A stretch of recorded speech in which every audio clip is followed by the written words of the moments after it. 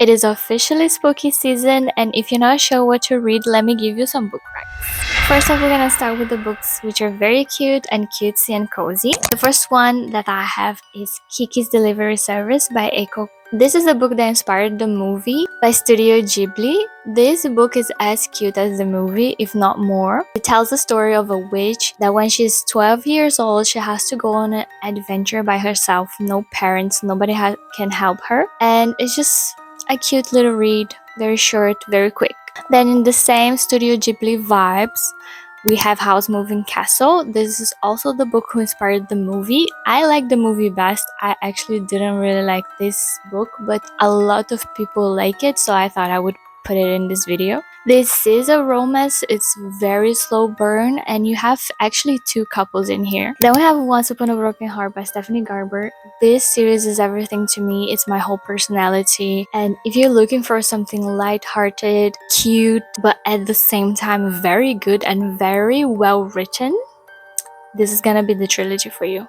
This is a romantasy, so the romance plot is very heavy in here, but also the general plot, the fantasy, the politics, everything is immaculate in here. It's very well done, and the slow burn is very slow. Then moving on to romantasy genre, this is a YA romantasy book, Powerless by Lauren Roberts. Like, you probably have heard of this if you're on TikTok. I love this so much. It does not have the same cozy vibes as the previous books that I showed you. That's why I'm putting this on a different genre. There's people with powers and there's people powerless in here. I just loved the romance in here. You have also Trials, which is pretty much like a Hunger Games type of vibe. The second book is already out, but I didn't read it yet, so all I can recommend till now is this one.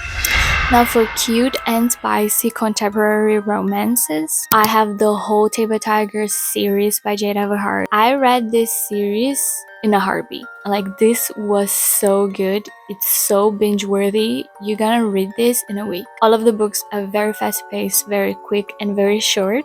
And actually the first one happens in fall, if I'm not mistaken, so it's the perfect vibe. Then we have The Wall of Winnipeg and Me by Mariana Zapata. There is a Halloween scene in this book, that's why I'm putting it here. I love everything Mariana Zapata has to offer, and this is one of her best. Now, if you're looking for something more serious, you want to read a classic, you want to be smart this spooky season, I have Jane Eyre by Charlotte Bronte. As a classic, this was very easy to read actually. You can get used to the writing and the English in here very quickly. I actually listened to the first part of this book. I think this helped me a lot.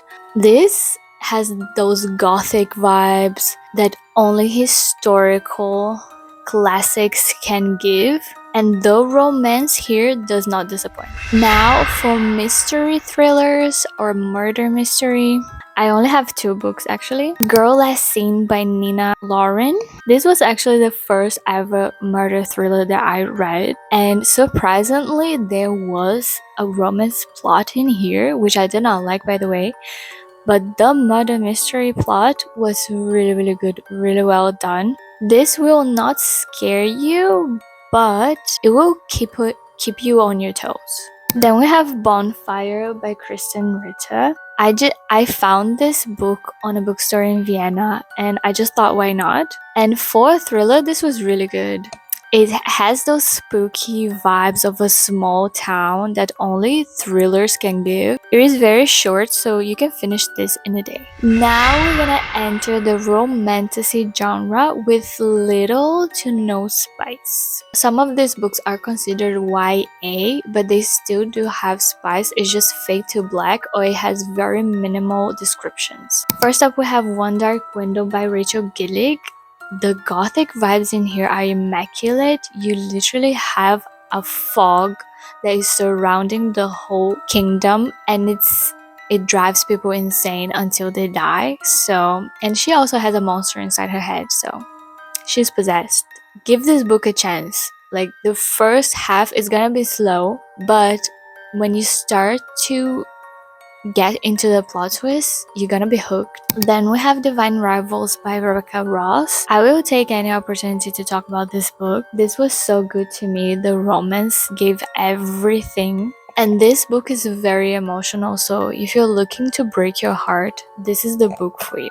The book that comes after this one is not as good though. I mean, if you're looking for romance, the second one is not gonna be it for you. But if you like just fantasy in general and politics in fantasy, you will like the second one. Then we have The Cruel Prince by Holly Black. This is not a spooky book by any means, but both the FMC and the MMC in this book are so crazy and so cruel that you will be scared. This whole trilogy was amazing. Like all of the books, 5 stars. Then we have Lady Macbeth by Eva Reid. This is set in Scotland and it has all this spooky winter, dark and cold type of vibe. I personally wish that this book didn't have romance in it. I felt like it would be much better if there was no romance in here. But you got witches, you got a dragon in here. So for me, this is perfect for spooky season. Now let's tackle the romantasy books with spice. I will put the spice level on the screen. First up, we have Lilac and Nightbane by Alex Astor. These books are part of a trilogy, but there's only 2 books out. That's why I'm showing you only 2. This has everything I've ever wished in a romantasy book. This is that classic fantasy that has lots of realms and every realm has a different power and also a different curse. So I just eat this kind of plots up. And the plot twist in the end of this, like please, if you're reading this and you're not liking it in the beginning, just give it a chance. It will get so good by the end. And when you reach this one, there's no turning back. Seriously, the enemies to lovers was so well done in here. Then we have A Spark of Pursuit by Annika Snow. I read this as a narc and this is a debut novel. I was so shocked by it. Like, this is giving Shatter Me series meets the Mindfuck series. Like, that was amazing.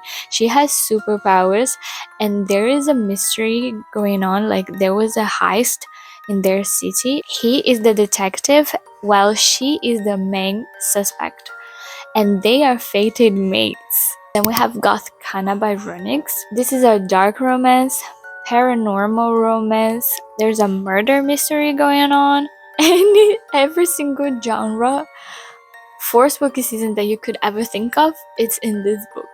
It is a bit of a messy plot, I would say, and the romance also is very much insta love, but still I would say that you should give it a shot because a lot of people really like this book. Now for dark romance. Like, if you've never heard of dark romance, please check the trigger warnings. Like, take them seriously when I tell you about these books because these are no joke.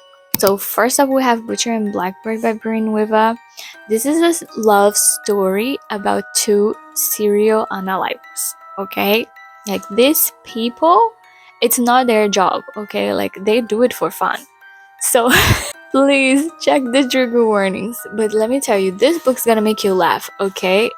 The things that happen here are very serious and gory. There is a lot of blood in this book, but still it's very, very funny. Then we have Leather and Lark, also by Bryn Weaver. This is the second book on this series.